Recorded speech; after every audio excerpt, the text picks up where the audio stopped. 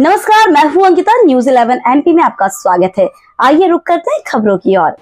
मध्य प्रदेश में बीएसएनएल के 4G network को लेकर कई गंभीर प्रश्न सामने आ रहे हैं।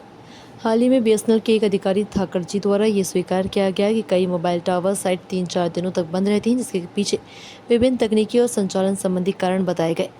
ये स्थिति तब और अधिक चिंताजनक हो जाती है जब ये देखा जाता है कि भोपाल स्थित बीएसएनएल कार्यालय एवं सीजीएम कार्यालय में मात्र लगभग 15 किलोमीटर की दूरी पर स्थित साइट्स भी लंबे समय तक बंद रहती हैं।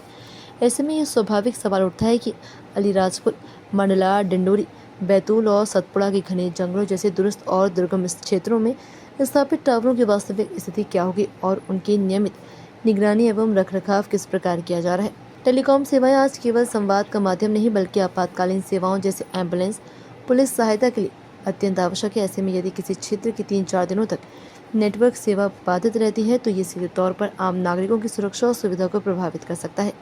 इसके अतिरिक्त बीएसएनएल अधिकारियों द्वारा ये भी बताया गया कि 4G टावरों में मुख्य रूप से 700 मेगाहर्ट्ज बैंड का उपयोग किया जा रहा है। तकनीकी दृष्टि से ये बैंड व्यापक कवरेज प्रदान करता है, विशेषकर ग्रामीण क्षेत्रों में। हालांकि बाजार में उपलब्ध कई मोबाइल हैंडसेट विशेषकर किफ़ायती श्रेणी के इस बैंड को सपोर्ट नहीं करते।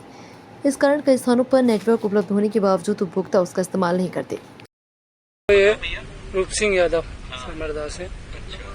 नेटवर्क में बहुत परेशानी है बीएसएनएल वाले में। कोई काम हमारा अर्जेंट पड़ जाता है तो बहुत तकलीफ होती है, नेटवर्क आते नहीं है। हमको पढ़रिए जाना पड़ता है यहाँ से 10 किलोमीटर, फोन जब ले आन के लगते हैं यहाँ से, तो इसलिए इससे हमें नुकसान है। ये जो टावर जो लगाए तो कोई अधिकारी आए देखने? नहीं आया, कोई नहीं आया, कोई नहीं आया। नहीं आया। आप लोगों ने इसकी शिकायत की? नहीं, शिकायत की थी, मन कोई नहीं आया। जैनेन्द्र यादव, कौन सा गांव? समर्दा जंगल। यहाँ पर विकास को लेकर क्या कुछ है? सड़कें सब विकास के नाम पे सर सिर्फ एक रोड बना है, बाकी तो अभी तक कुछ नहीं हुआ। मेडिकल की कोई सेवा नहीं है यहाँ पे।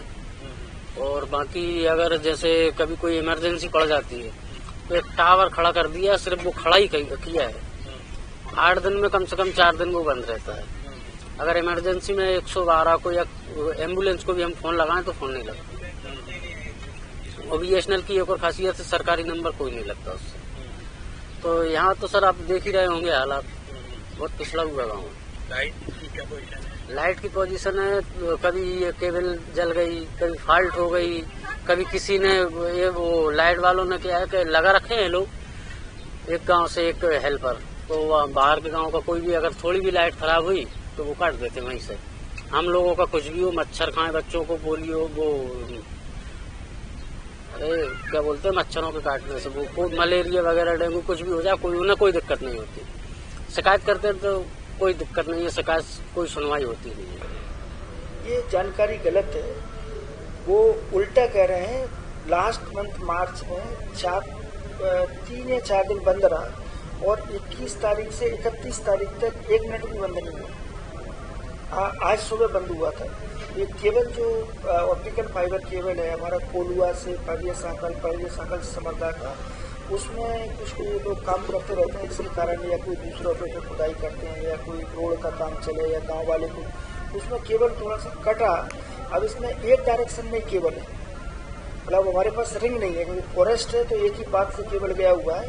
कोलुआ कला से लेके पड़िया सांकल से लेके समरदा तक। और यहाँ फॉरेस्ट होने के कारण तो रेडियो भी फीजिबल नहीं है, नहीं तो हम रेडियो का अलग से प्रोटेक्शन दे देते हैं, वो इस कारण से फाइबर पे चलता है। पर ये 20 दिन बंद रहता है, ये गलत है।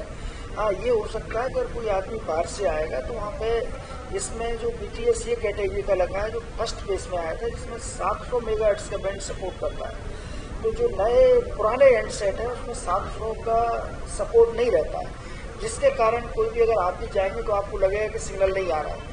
लेकिन मैं देख रहा हूँ कि उसमें अच्छा ट्रैफिक आ रहा है और गांव वाले लोग उसको यूज कर रहे हैं, तो उन लोगों ने नए हैंडसेट ले लिए जो कि 700 मेगाहर्ट्ज बैंड को सपोर्ट करते हैं। पर ये बात बिल्कुल सही है कि अब जब आदमी यूज करता है किसी के सर्विस की, उसको अब जरूरत पड़ती है, तो अगर वो चाहे 1 घंटे के लिए भी बंद हो तो उसको बहुत असुविधा होती है। वो 1 घंटे को बढ़ा के 12 घंटे भी बता सकता है, क्योंकि उपयोग कर रहे हो, तो ये उनको तकलीफ होती है। उसके लिए हम लोग प्रयास कर रहे हैं कि जैसे कोई फॉल्ट आता है इमीडिएट हम ठीक करें। सर, इसकी मॉनिटरिंग कौन कर रहा है? मॉनिटरिंग अब बीएसएनएल खुद करते हैं, मैं करता हूँ। हमारे बीएसएनएल के जितने भी बीटीएस साइट्स हैं उनकी मॉनिटरिंग हम खुद करते हैं। गाँव वालों का कहना है कि इसकी बैटरी शायद कुछ खराब होती है, तो क्या वजह है और क्या कुछ सस्ती कंपनी की है या उसको सेट तरीके से? बैटरी का ऐसा है, इसमें दो व्यवस्था है।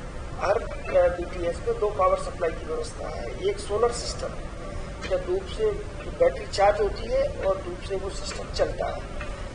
अगर किसी कारण से ज़्यादा रेनी डेज हो या बादल हो जाए या कुछ चार्ज हो तो उसके लिए पावर सप्लाई अलग से कनेक्शन कमर्शियल सप्लाई का भी रहता है।